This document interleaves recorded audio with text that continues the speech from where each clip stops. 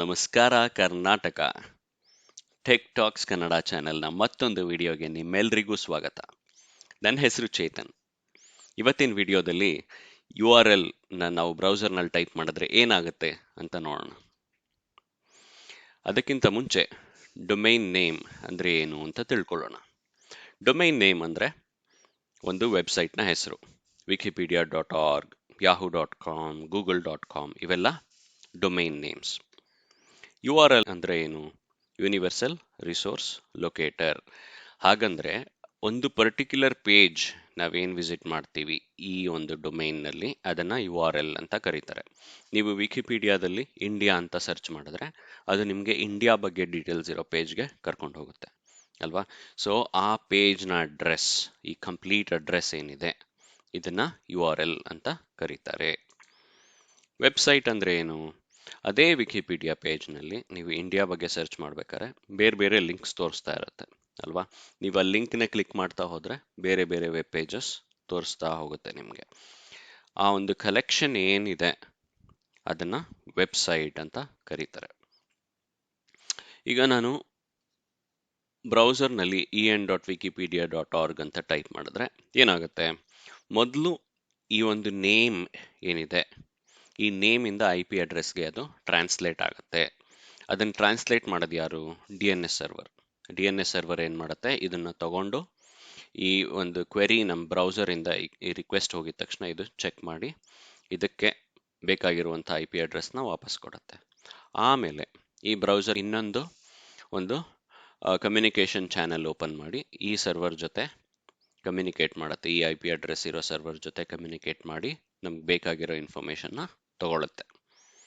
ಇನ್ನೊಂದು ಸ್ವಲ್ಪ ಡೀಟೇಲ್ ಆಗಿ ನೋಡೋಣ. ಇದನ್ನ ಬ್ರೌಸರ್ ಇದೆ, ಅಲ್ಲಿ ನಾನು wikipedia.org ಅಂತ ಟೈಪ್ ಮಾಡಿದ್ದೀನಿ.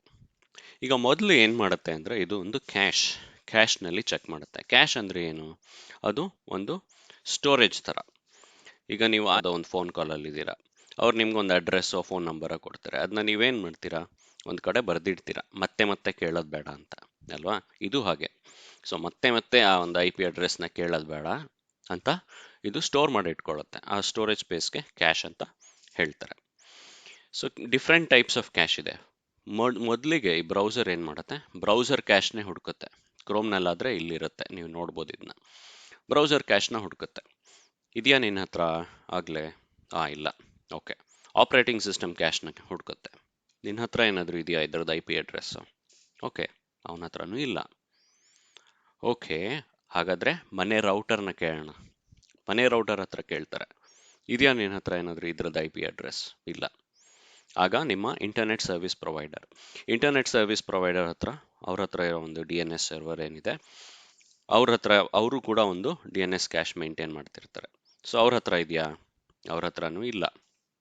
ಆಗೇನು ಮಾಡುತ್ತೆ? ಅಲ್ಲಿರೋ ಒಂದು DNS ಸರ್ವರ್ ಒಂದು ರೆಕರ್ಸಿವ್ ಸರ್ಚ್ ಶುರು ಮಾಡುತ್ತೆ. ರೆಕರ್ಸಿವ್ ಅಂದರೆ ಕೇಳ್ಕೊತಾ ಹೋಗೋದು, ಒಂದಾದ ನಂತರ ಒಂದು ಬೇರೆ ಬೇರೆ ಸರ್ವರ್ನ ಕೇಳ್ತಾ ಹೋಗೋದು ಆನ್ಸರ್ ಸಿಗೋವರೆಗೂ. ಆನ್ಸರ್ ಏನಿರಬಹುದು? ಇಲ್ಲ IP ಅಡ್ರೆಸ್ ಇರಬೇಕು ಆನ್ಸರು, ಇಲ್ಲ ನಂಗೆ ಗೊತ್ತಿಲ್ಲ ಅಂತಿರಬೇಕು. ಈ ಎರಡರಲ್ಲಿ ಒಂದು ಆನ್ಸರ್ ಸಿಗೋವರೆಗೂ ಹುಡುಕ್ತಾ ಇರುತ್ತೆ ಇದು ರೆಕರ್ಸಿವ್ ಸರ್ಚ್. ಸೊ ಅದೊಂದು ಕ್ವೆರಿ ಏನು ಕಳಿಸುತ್ತಲ್ಲ ಇದು, ಅದು ಯಾವ ರೀತಿ ಕಾಣ್ಬೋದು? ಪ್ಯಾಕೆಟ್ಸ್ನ ನಾವು ನೋಡಿದ್ರೆ ಅದು ಈ ಥರ ಇರುತ್ತೆ. ಸ್ಟ್ಯಾಂಡರ್ಡ್ ಕ್ವೆರಿ ಎ ಅಂದರೆ IP ಅಡ್ರೆಸ್, ಇದಕ್ಕೆ ಬೇಕು ಅಂತ. ಸೊ ಈಗ ಮೊದಲು ಏನು ಮಾಡುತ್ತೆ ಅಂದರೆ ಅದು ಒಂದು ರೂಟ್ ಡೊಮೈನ್ ಅಂದರೆ ಒಂದು ಮೇನ್ ಹೆಡ್ ಆಫೀಸ್, ಒಂದು ಮೇನ್ ಪೋಸ್ಟ್ ಆಫೀಸ್ ಥರ ಅದು. ಅವ್ರ ಹತ್ರ ಹೋಗಿ ಕೇಳಿದ್ರೆ ಅವಾಗ ಅವರು ಬೇರೆ ಬೇರೆ ಪೋಸ್ಟ್ ಆಫೀಸಸ್ ಯಾರಿದ್ದಾರೆ ಅವ್ರದ್ದೆಲ್ಲ ಹೇಳ್ತಾರೆ. ಓಕೆ, ಇವಾಗ ರೂಟ್ ಡೊಮೈನ್ಗೆ ಹೋದರೆ ಅವ್ರ ಹತ್ರ .com ಅವ್ರದ್ದು, .org, .gov ಈ ಅಂಡರ್ ಏನೇನು ಡೊಮೈನ್ಸ್ ರಿಜಿಸ್ಟರ್ ಆಗಿರುತ್ತೆ ಅವ್ರದ್ದೆಲ್ಲ ಇನ್ಫಾರ್ಮೇಷನ್ ಇವ್ರ ಹತ್ರ ಇರುತ್ತೆ. ಆಯಿತಾ? ಸೊ ಹಾಗಾಗಿ ರೂಟ್ ಡೊಮೈನ್ಗೆ ಹೋಗಿದ ತಕ್ಷಣ ಅವನು ಓಕೆ ನಿಂಗೇನು wikipedia.org ಬೇಕಲ್ವಾ? ಓಕೆ, ಆರ್ಗ್ ಅವನ ಹತ್ರ ಹೋಗಿ ಕೇಳು ಅಂತ ಇವನಿಗೆ ಹೇಳ್ತಾನೆ. ಆಯಿತು. ಸೊ ಆರ್ಗ್ ಹತ್ರ ಹೋಗಿದ್ರೆ ಅವನು ಓಕೆ ಅವನ ಹತ್ರ ಇರೋ ಇದನ್ನ ಲಿಸ್ಟ್ನ ಚೆಕ್ ಮಾಡಿ, ಓಕೆ ನಿಮಗೆ wikipedia.org ಬೇಕಲ್ವಾ? ಸೊ wikipedia.org ಹತ್ರ ಹೋಗಿ ಕೇಳಿ ಅಂತ ಅವನು ಈ ನೇಮ್ ಸರ್ವರ್ ಹತ್ರ ಕಳಿಸ್ತಾನೆ. ಇವನೇನು ಮಾಡ್ತಾನೆ? ಈ ನೇಮ್ ಸರ್ವರ್ ಅವನದು ಡೇಟಾಬೇಸ್ ಟೇಬಲ್ನ ನೋಡಿ, ಓಕೆ ನಿಮಗೆ en.wikipedia.org ಬೇಕಲ್ವಾ? ಸೊ ಅದರದ್ದು IP ಅಡ್ರೆಸ್ ಇದು ಅಂತ ಕೊಡ್ತಾನೆ ಅವನಿಗೆ. ಆ IP ಅಡ್ರೆಸ್ಸು ವಾಪಸ್ಸು ರಿಟರ್ನ್ ಆಗುತ್ತೆ ನಮ್ಮ ISPದು DNS ಸರ್ವರ್ಗೆ. ಈಗ ಇವನಿಗೆ ಇನ್ಫಾರ್ಮೇಷನ್ ಸಿಕ್ತಲ್ಲ, ಸೊ ಇವನೇನು ಮಾಡ್ತಾನೆ, ಒಂದು DNS ಕ್ಯಾಶ್ನಲ್ಲಿ ಅದನ್ನ ಸ್ಟೋರ್ ಮಾಡಿಟ್ಕೋತಾನೆ. ಸ್ಟೋರ್ ಮಾಡಿಟ್ಕೊಂಡು ಆನಂತರ ವಾಪಸ್ಸು ಈ IP ಅಡ್ರೆಸ್ನ ಬ್ರೌಸರ್ಗೆ ಕಳಿಸ್ತಾನೆ. ಈಗ ನಮಗೆ ಫಸ್ಟ್ ಸ್ಟೆಪ್ ಆಯಿತು, ನೇಮ್ ರೆಸಲ್ಯೂಷನ್ ಆಯಿತು ಅಲ್ವಾ. ಸೊ ನಮ್ಮ ಬ್ರೌಸರ್ ಹತ್ರ IP ಅಡ್ರೆಸ್ ಇದೆ. ಈಗ ನಮ್ಮ ಬ್ರೌಸರ್ ಏನು ಮಾಡ್ತಾನೆ, ಒಂದು ಕಮ್ಯುನಿಕೇಷನ್ ಚಾನಲ್ ಓಪನ್ ಮಾಡಬೇಕು. ಓಕೆ, ಈ ಸರ್ವರ್ ಜೊತೆ. ಸೊ ಮೊದಲಿಗೆ ಒಂದು TCP ಹ್ಯಾಂಡ್ ಶೇಕ್, ಅಂದರೆ ಟ್ರಾನ್ಸ್ಮಿಷನ್ ಕಂಟ್ರೋಲ್ ಪ್ರೋಟೋಕಾಲ್ ಅಂತ TCP ಅಂದರೆ. ಸೊ ಈ TCP ಹ್ಯಾಂಡ್ ಶೇಕ್ ಆಗುತ್ತೆ, 3-ವೇ ಹ್ಯಾಂಡ್ ಶೇಕ್. ಆ ಪ್ಯಾಕೆಟ್ಸ್ ಹೇಗೆ ಕಾಣುತ್ತೆ ಅಂತ ನೋಡಿ. ನೀವು ಯೂಶುವಲ್ ಆಗಿ ಇದನ್ನ ನೋಡಿರಲ್ಲ, ಬುಕ್ಸಲ್ಲೆಲ್ಲ ಓದಿರ್ತೀರ. ಆ್ಯಕ್ಚುಯಲ್ ಪ್ಯಾಕೆಟ್ಸ್ ಹೇಗೆ ಕಾಣಿಸುತ್ತೆ ನೋಡಿ. ಫಸ್ಟು ಒಂದು ಸಿನ್ ಪ್ಯಾಕೆಟ್ ಇದೆ, ಆಮೇಲೆ ಸಿನ್ ಆ್ಯಕ್, ಆಮೇಲೆ ಆ್ಯಕ್. ಕ್ಲೈಂಟು ಹಲೋ ಅಂದ, ಸರ್ವರು ಹಲೋ ನಿನ್ನ ಮೆಸೇಜ್ ಸಿಕ್ತು. ಕ್ಲೈಂಟ್ ಮತ್ತೆ ಹಲೋ, ಓಕೆ ಗುಡ್, ಇವಾಗ ನಾವು ಮಾತಾಡೋಣ ಅಂತ. ಆ ನಂತರ ಏನಾಗುತ್ತೆ, TCP ಹ್ಯಾಂಡ್ ಶೇಕ್ ಆದಮೇಲೆ TLS handshake, transport layer security. ಈ HTTPSಗೋಸ್ಕರ ನಾವು TLS ಸರ್ಟಿಫಿಕೇಟ್ಸ್ನ ಯೂಸ್ ಮಾಡ್ತೀವಿ. ಸೊ ಆ ಸರ್ಟಿಫಿಕೇಟ್ ಹ್ಯಾಂಡ್ ಶೇಕ್, ಇದು 4-ವೇ ಹ್ಯಾಂಡ್ ಶೇಕ್ ಇರುತ್ತೆ. ಇಲ್ಲಿ ಇವರಿಬ್ಬರು ಮಾತಾಡಿಕೊಂಡು, ಕ್ಲೈಂಟ್ ಸರ್ವರ್ ಮಾತಾಡಿಕೊಂಡು ಯಾವ ಒಂದು ಪ್ರೋಟೋಕಾಲ್ ಜೊತೆ ಮಾತಾಡೋಣ ಅಂತ ಇವರಿಬ್ಬರು ಇಲ್ಲಿ ಡಿಸೈಡ್ ಮಾಡ್ಕೋತಾರೆ. ಆಯಿತಾ. ಇದಾದ ನಂತರ ಏನಾಗುತ್ತೆ ಅಂದರೆ, ಈ ಕ್ಲೈಂಟ್ ಏನಿದೆ ಇವನು ಓಕೆ ಇದೆರಡು ಮಾತಾಯಿತು, ಈ ಥರ ಮಾತಾಡೋಣ ಅಂತ ಇವರು ಡಿಸೈಡ್ ಮಾಡಿದ್ರು, ಇಲ್ಲ ಈ ಥರ ಸರ್ಟಿಫಿಕೇಟ್ ಎಕ್ಸ್ಚೇಂಜ್ ಮಾಡೋಣ ಅಂತ. ಈಗ ಈ ಕ್ಲೈಂಟ್ ಒಂದು ಗೆಟ್ ರಿಕ್ವೆಸ್ಟ್ ಕಳಿಸ್ತಾನೆ. ಗೆಟ್ ರಿಕ್ವೆಸ್ಟ್ ಅಂದರೆ ಏನು ಅಂದರೆ, ನನಗೆ ಈ ಪೇಜ್ ಕಳಿಸು, ಈ ಪೇಜ್ನಲ್ಲಿರೋ ಇನ್ಫಾರ್ಮೇಷನ್ ಕೊಡು ಅಂತ ರಿಕ್ವೆಸ್ಟ್. ನೀವು ಇದನ್ನು ಕ್ರೋಮ್ ಬ್ರೌಸರ್ನಲ್ಲಿ ಚೆಕ್ ಮಾಡಬಹುದು ಬೇಕಾದರೆ. ಸಿಂಪಲ್ಲು, ಒಂದು ಟ್ಯಾಬ್ ಓಪನ್ ಮಾಡಿ, ರೈಟ್ ಕ್ಲಿಕ್ ಮಾಡಿ, ಇನ್ಸ್ಪೆಕ್ಟ್ ಅಂತ ಚೂಸ್ ಮಾಡಿ. ಅದಾದ ನಂತರ ಇಲ್ಲಿ ನೆಟ್ವರ್ಕ್ ಅಂತ ಇದೆಯಲ್ಲ, ಇದನ್ನ ಕ್ಲಿಕ್ ಮಾಡಿ. ಆಮೇಲೆ ನೀವು ನಿಮ್ಮ ಅಡ್ರೆಸ್ ಬಾರ್ನಲ್ಲಿ ಯಾವುದೇ ಒಂದು ವೆಬ್ಸೈಟ್ ಅಡ್ರೆಸ್ ಹಾಕಿ, ಆಗ ನಿಮಗೆ ಈ ಥರದೊಂದು ಇನ್ಫಾರ್ಮೇಷನ್ ನೀವು ನೋಡಬಹುದು, ಗೆಟ್ ರಿಕ್ವೆಸ್ಟ್ ಹೇಗೆ ಕಾಣಿಸುತ್ತೆ ಅಂತ. ಓಕೆನಾ. ಸೊ ಇವನು ಗೆಟ್ ರಿಕ್ವೆಸ್ಟ್ ಕಳಿಸಿದ್ಮೇಲೆ ಈ ಸರ್ವರ್ ನಿಮಗೆ ಬೇಕಾಗಿರೋಂಥ ಡೇಟಾನ ವಾಪಸ್ ಕಳಿಸ್ತಾನೆ.